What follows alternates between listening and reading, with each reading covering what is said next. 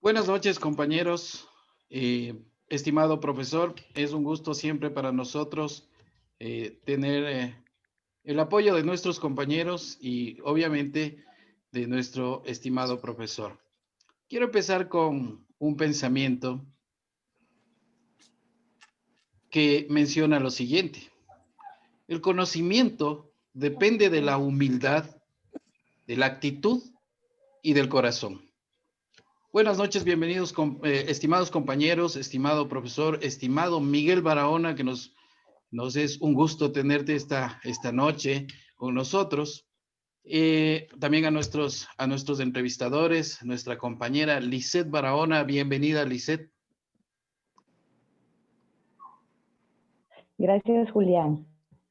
También tenemos la presencia de nuestra segunda entrevistadora, nuestra querida compañera Denise Romero. Bienvenida, Denise. Muchas gracias, buenas noches con todos y gracias por su asistencia. Buenas noches. Bienvenido, Miguel. Queremos hacerte la más calurosa bienvenida, pero sin antes explicar un poco de tu trayectoria. Así es que vamos a presentarle a nuestro querido Miguel, de quien vamos a disfrutar de su experiencia que ha tenido a lo largo del tiempo. Así es que me permiten compartir, por favor, esta pantalla para... No sé si pueden ver mi pantalla. Sí, amiga, sí se ve. Perfecto.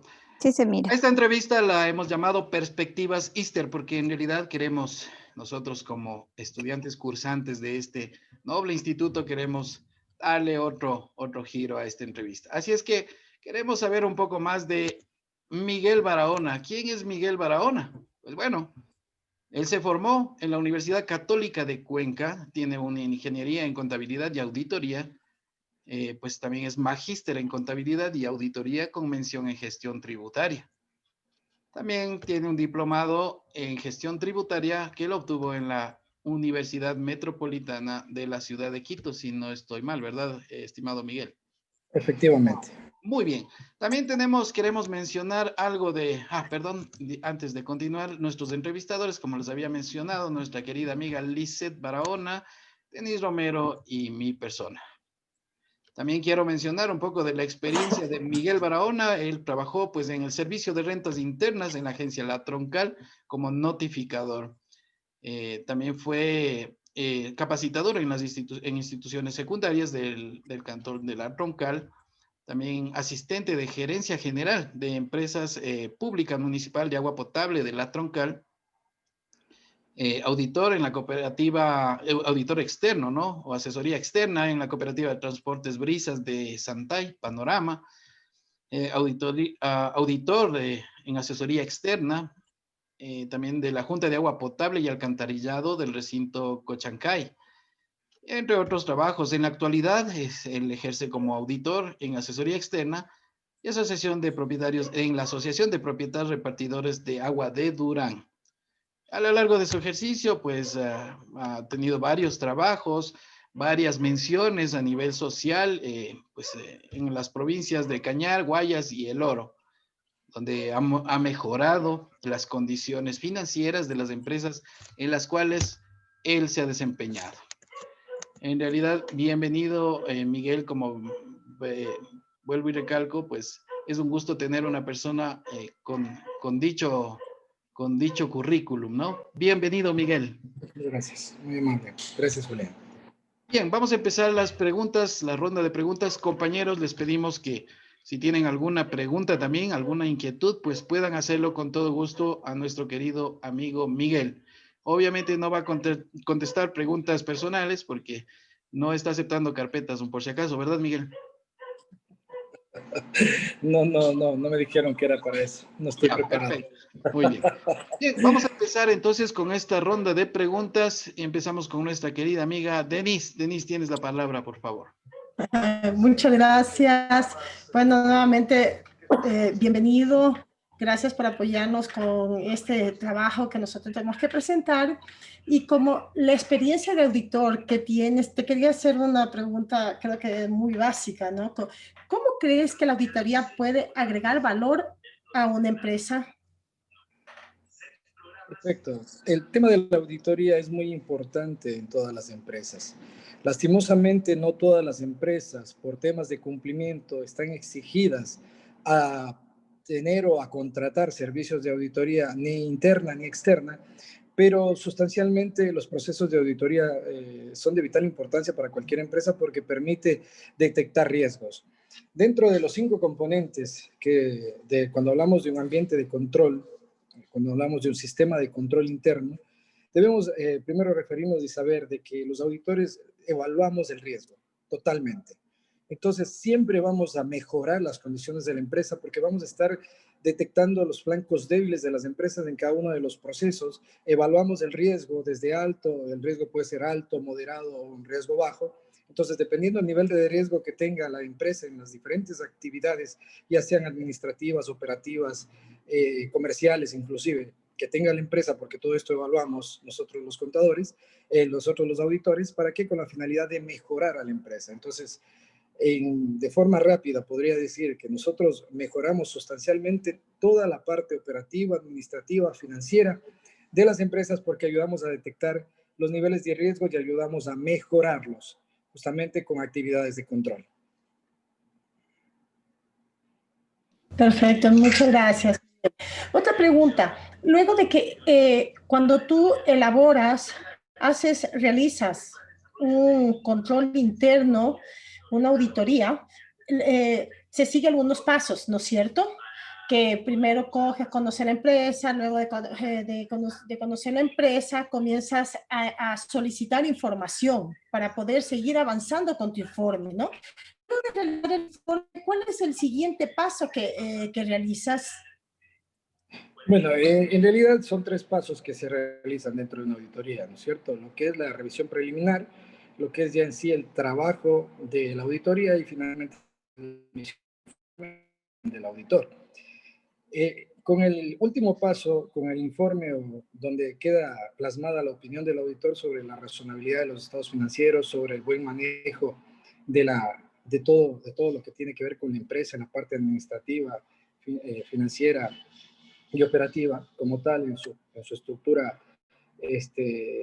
consolidada, podríamos decir el siguiente paso es, por lo general, emiten un criterio el auditor y ahí vienen el sinnúmero de recomendaciones, dependiendo de los hallazgos que hayamos encontrado.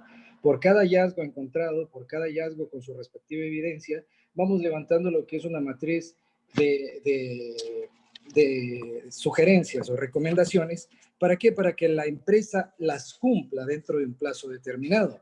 En el caso de las empresas que están obligadas a contratar auditoría externa para que vayamos entendiendo mejor, por ejemplo, compañías que tengan más de $500,000 de activos declarados y que estén regulados por la Superintendencia de Compañías, y todos los años contratar auditoría externa. Entonces, el auditor externo no puede ser cualquier persona, tiene que ser una persona primero con el título de auditor, segundo debe estar calificado por, en este caso, la Superintendencia de Compañías, y por ende, cada auditor que vaya haciendo una auditoría a esta empresa va a levantar una matriz de hallazgos, una matriz de recomendaciones, y el siguiente auditor que llegue el siguiente año, pues tendrá que revisar antes, en el tema de revisión preliminar, tendrá que revisar la matriz de hallazgos de recomendaciones dejadas por el anterior auditor y ver cuáles de todas estas recomendaciones se han ido cumpliendo. ¿Sí? No sé si quedó claro. Muy claro, muy Perfecto. claro. Uh-huh. Excelente, gracias por muy buenas respuestas que nos diste. A continuación, Lisette también tiene algunas inquietudes. Adelante, Lisette. Estimado ingeniero, buenas noches, bienvenido nuevamente. Es un placer tenerlo en esta entrevista. Cuénteme, ingeniero, yo conozco mucho su trayectoria, conozco el profesionalismo que usted tiene y hemos hablado, ¿no?, de la auditoría, sé que esa es su especialidad.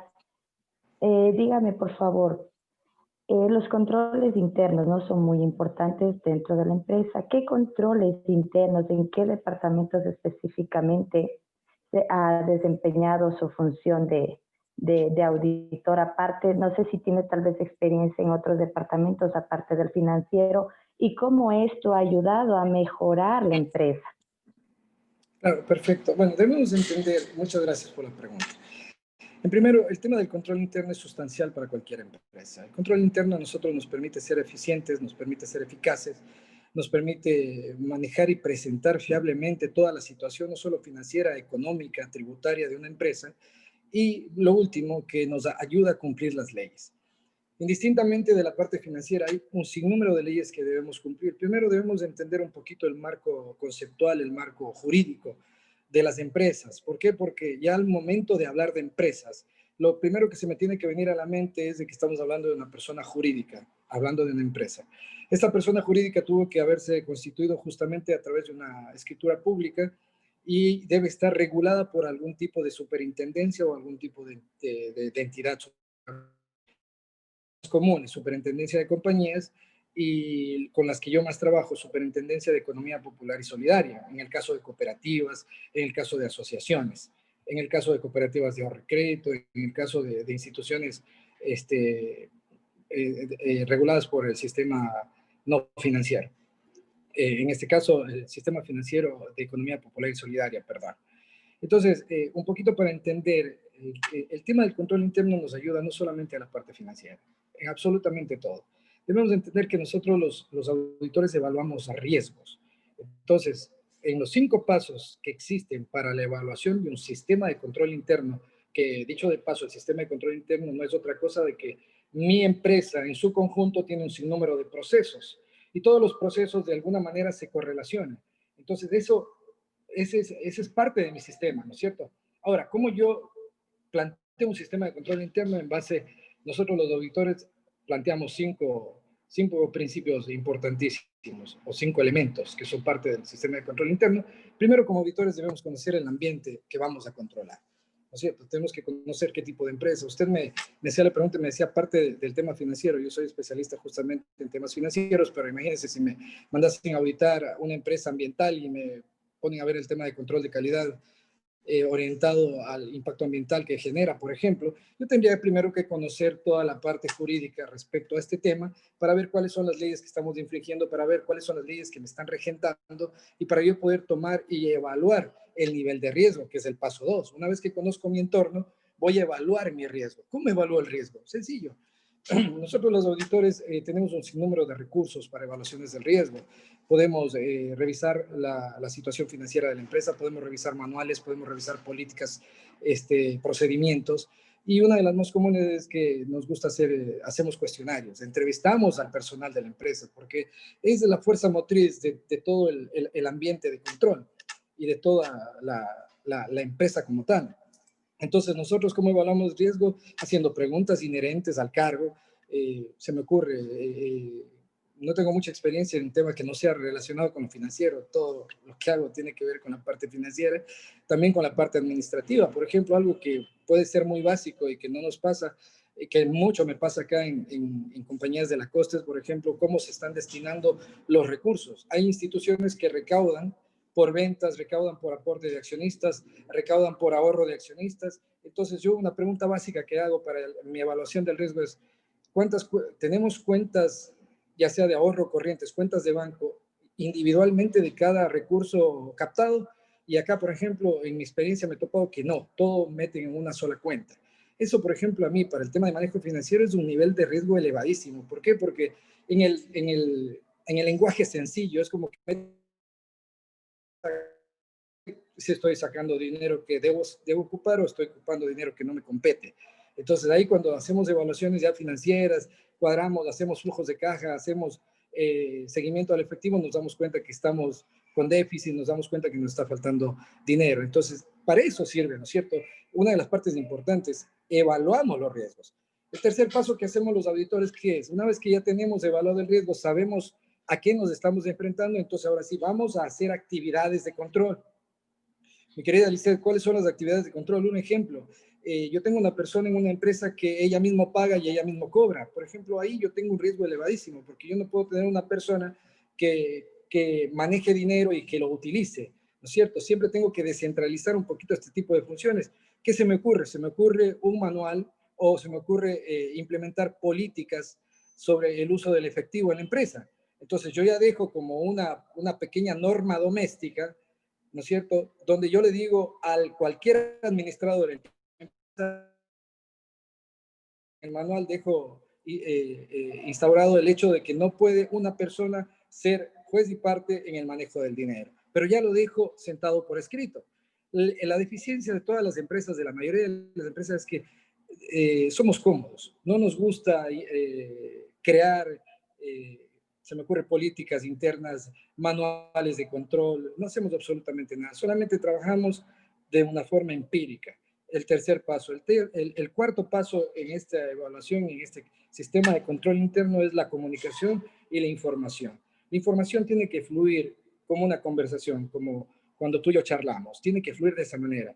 El sistema de control interno se fortalece muchísimo cuando existe una muy buena relación, una muy buena comunicación, no solamente en el tema del día a día, de la comunicación social que podría haber entre los trabajadores, sino de comunicación de información, cómo fluye, cómo llega al siguiente usuario de la información y cómo ésta se procesa y se entrega a los resultados finales. Y por último, algo que nunca debe faltar en ninguna empresa y algo por lo que nunca vamos a tener 100 sobre 100 en tema de desempeño, todos los seres humanos, es por el tema de supervisión y monitoreo. Todas las personas, absolutamente todas las personas, necesitamos ser monitoreadas, necesitamos ser supervisadas en temas fundamentalmente y sustancialmente cuando se trata de una empresa. Entonces, no sé si me extendí mucho, no sé si me hice entender de forma correcta. Soy muy apasionado cuando hablo de estos temas, pero espero haberme hecho No, entender. es muy bien. Ya no hay preguntas. Ya respondió todo. ¿Sí o no, compañero? Nos dejó sin piso, Miguel. No, pero Sí. bienvenido al tema. No, continúe, compañera Liz. Hablando, ingeniero, tenía una pregunta justamente sobre el riesgo, ¿no? La evaluación de riesgo y todo. Creo que ya fue contestada, pero ingeniero, yo quisiera saber, si en una empresa se lleva un control interno efectivo, ¿puede desaparecer el riesgo o solamente disminuye? No, siempre va a haber riesgo. ¿Por qué? Porque debemos entender que existen tres clases de riesgo. Existen tres clases de riesgo. O sea, el riesgo siempre va a estar presente, sobre todo el riesgo inherente. Tenemos tres tipos de riesgo inherente, riesgo de control y riesgo de detección. ¿De qué me sirve a mí tener un buen sistema de control interno con políticas, con manuales, si el riesgo inherente del ser humano es que se le olvida hacer las cosas? Supongamos, a mí se me ocurre que yo le digo, ingeniera, tecnóloga, Lisset Barahona, usted tiene que regirse a su manual de funciones. Y usted se olvida de hacer lo que dice su manual de funciones. No está cumpliendo con lo que dice su manual de funciones. Tengo un buen sistema de control interno, tengo políticas, manuales, tengo todo, pero ¿de qué me sirve? O sea, siempre va a haber riesgo. ¿Por qué? Porque trabajamos con seres humanos. Entonces a alguien se le va a olvidar acatar las disposiciones a rajatabla, al pie de la letra, alguien va a cometer algún tipo de error, puede haber algún tipo de error dentro de los... Eso siempre sucede. Entonces, no se puede disminuir el riesgo. Eso nunca sucede. Eso es utópico. Lo que sucede es, lo que se recomienda es disminuir el nivel de riesgo. No se puede eliminar. Eso no se puede eliminar. Tampoco, no. Sí, no se puede eliminar. O sea, siempre va a existir riesgo. Eso sí, con eso vivimos. Todo el tiempo hay riesgos. Perfecto. Gracias, ingeniero. Estimado Miguel, yo quería hacerle una pregunta de cajón, digámoslo así. Sé que hay softwares en los cuales con los cuales los auditores manejan. Tal vez usted nos podría recomendar uno que tal vez usted sea de su conocimiento o que lo haya manejado. No, yo no manejo softwares, no he utilizado ningún software. En la experiencia que tengo, yo he auditado empresas con costos de alrededor de $10 en el año, que son los presupuestos más grandes que he manejado, y no he necesitado de un software. Lo que sí, yo trabajo con equipos de trabajo.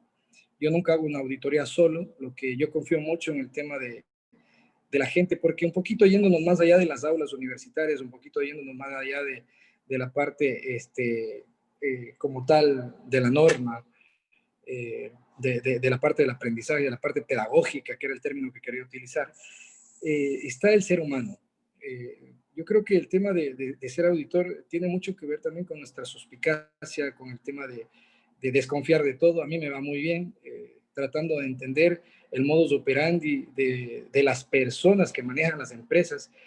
No sé si puedo poner un ejemplo de lo que me ha pasado para hacerme entender mejor. Por ejemplo, yo he llegado a empresas donde la gente siempre dice, y esta es la pregunta que yo siempre le hago a los clientes, cuando me dicen, quiero una auditoría, ingeniero, digo, perfecto. Y la primera, cuando no son obligados a presentar auditorías a los entes de control, porque sí he hecho auditorías solamente para evaluar empresas, porque me han pedido el consejo directivo, porque me pide el gerente. Entonces, lo primero que yo le pregunto a los dueños de las empresas es, bueno, ¿qué quieren detectar? ¿De qué dudan? ¿Qué quieren como resultado? Entonces la gente me dice, ¿no? Mire, estamos sospechando de que aquí hay desvío de fondos, no se está usando bien el dinero y eso queremos que hay malversación de fondos y todo lo demás. Por favor, ayúdenos a detectar. Creemos que hay gastos inflados y todo lo demás. Entonces, siempre la gente me habla de gastos, de gastos, de gastos.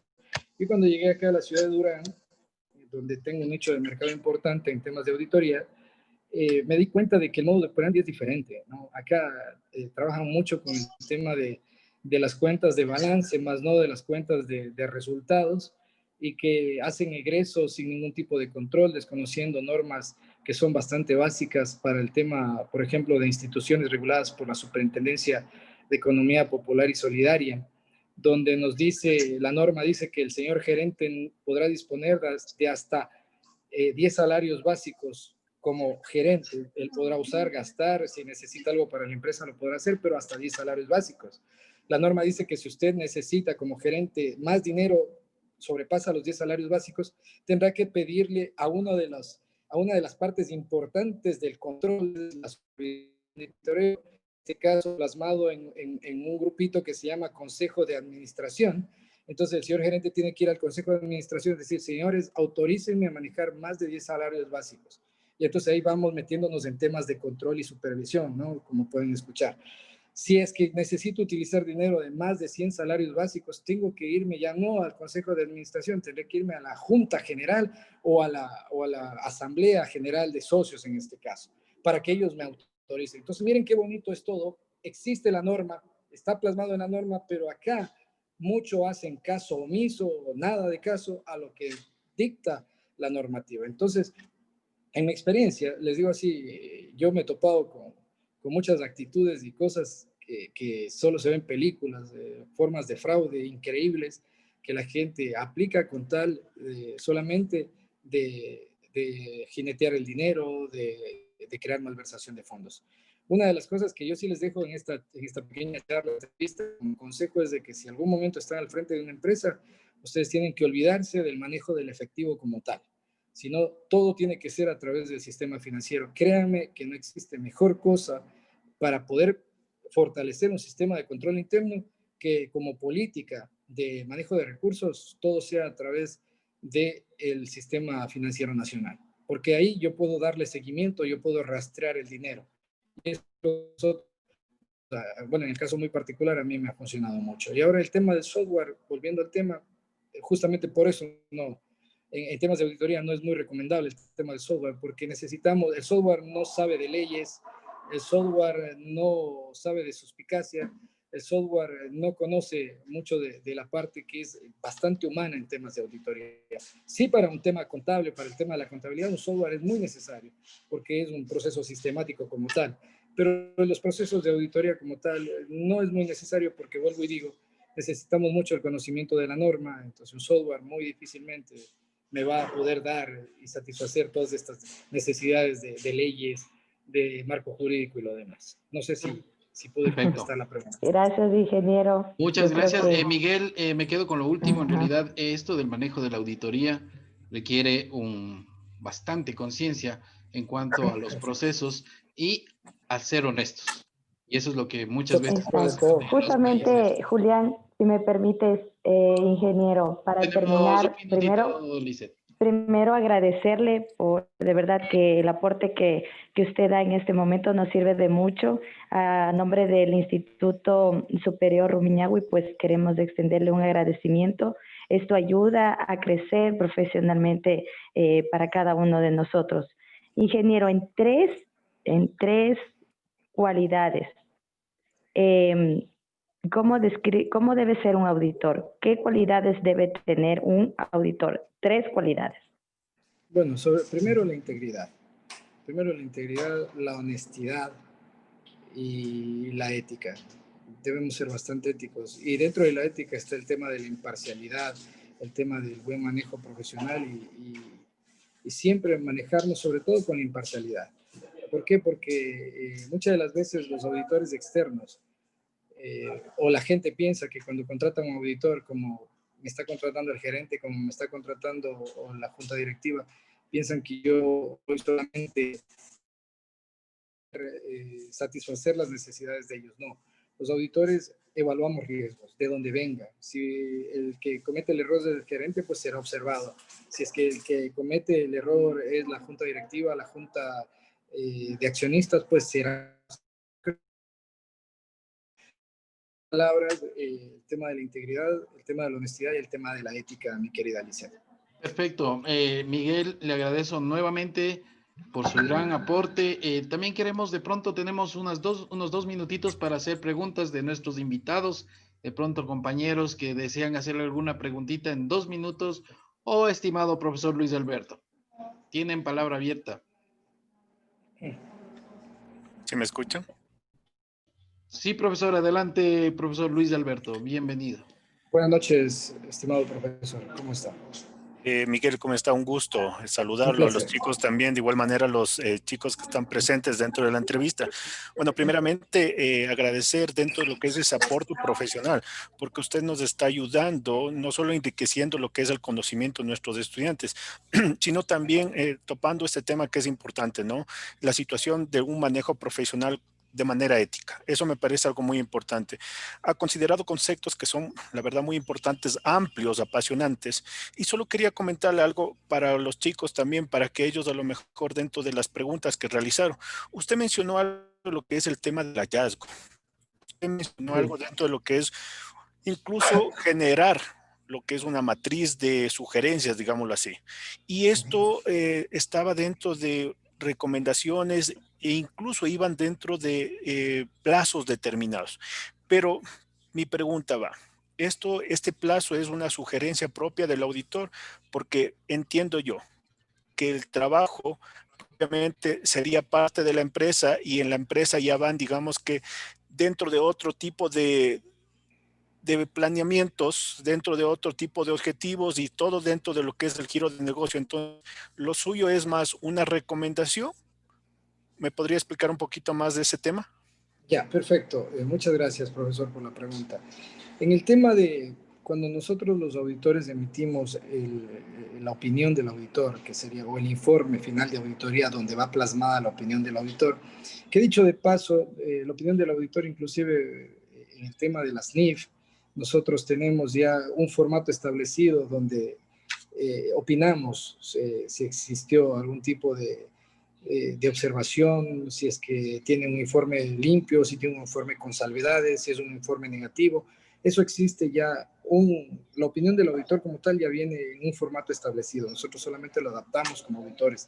Lo que nosotros le agregamos al informe final siempre es el tema de la explicación hallazgo por hallazgo. ¿Qué es el tema del hallazgo? El hallazgo no es otra cosa de que viene de la palabra hallar, ¿no? Nosotros hallamos en base a una evidencia material. Nosotros podemos decir, miren, aquí detectamos un error, este es el hallazgo y esta es la evidencia del hallazgo. Entonces queda plasmado. Le decimos, ¿cómo se estructura un hallazgo? Condición, criterio, causa y efecto. Condición, criterio, causa y efecto. ¿Qué es la condición? Lo que hallamos. ¿Qué es el criterio? La norma jurídica o la norma contable, porque recordemos que no siempre va a haber ley. No es que siempre vamos a estar con la ley bajo el brazo. Ley para las empresas también es el tema de las normas internacionales de información financiera que son exigibles desde el año 2015, ya para el 2016 para acá es exigible. estamos hablando de las NAGA, normas de auditoría generalmente aceptadas, estamos hablando de las NIC, de las normas de información contable, estamos hablando de todo este marco jurídico contable, de que también es ley para todas las empresas, indistintamente de quién sea la institución que las regente. Ahora, el tema de la matriz de hallazgos con sus respectivas recomendaciones. Primero, para las empresas que están reguladas y que tienen como exigencia presentar el informe de auditoría, obviamente que es de cumplimiento a rajatabla esta matriz de recomendaciones. Para las empresas que solamente gustan o quieren someterse a una auditoría para saber cómo está el nivel del riesgo en la empresa, cómo está el sistema de control interno, dependerá mucho de la predisposición de las empresas al cambio, porque yo me he topado con empresas donde me han pagado por un servicio de auditoría, donde hemos presentado todas las recomendaciones y de donde directamente nos han dicho, ¿sabe qué? Esto sí podemos cambiar, esto no quiero cambiar, porque mucha gente inclusive se rehúsa al tema del cambio. ¿Por qué? Porque es algo que vienen haciendo repetitivamente, no les ha dado problemas, pero tampoco les ha dado éxitos y es espacio controlado, ¿no es cierto? Entonces no se someten a las recomendaciones de los auditores. Para el tema de entidades de control, es exigible y es a rajatabla. ¿Por qué? Porque si no se cumple lo que dicen los auditores, porque dicho de paso, yo soy auditor calificado por la Superintendencia de Economía Popular y Solidaria. Si yo audito a una cooperativa y dejo una matriz de recomendaciones, el siguiente auditor llegará y revisará si es que no se ha cumplido alguno de esos hallazgos, volverá, alguna de esas recomendaciones, volverá a mencionarlas en su informe. Eso funciona así. Entonces, cuando la superintendencia revise esas matrices de recomendaciones, se dará cuenta que hay un problema que no está siendo solventado, no está siendo subsanado por parte de la entidad, y ahí viene ya otra cosa, que es la intervención por parte del ente de control. Entonces, uno como empresa piensa y dice, bueno, yo no quiero que me intervenga la SED, no quiero que me intervenga la Super, voy a usar los mecanismos necesarios para poder cumplir y satisfacer ese hallazgo y cumplir la recomendación. Espero haber contestado sus preguntas. Muchas gracias, le agradezco mucho. Gracias, profesor, también por su inquietud. Les agradecemos, en realidad tenemos muy poquito tiempo en Zoom, entonces queremos agradecer la presencia de nuestros queridos compañeros, de nuestro querido profesor Luis Alberto. Es un aporte para nosotros y sabemos que tenemos la confianza de que podemos tener el apoyo de nuestro querido profesor Luis Alberto y también de Miguel y nuestras queridas amigas Denise y Lisette. Ha sido muy provechosa esta reunión. Esperamos que pues les haya gustado también y nos veremos en una próxima oportunidad. Que tengan una muy buena noche. Muchas gracias. Muchas gracias. Muchas gracias. Suerte a todos. Gracias. Gracias. Gracias.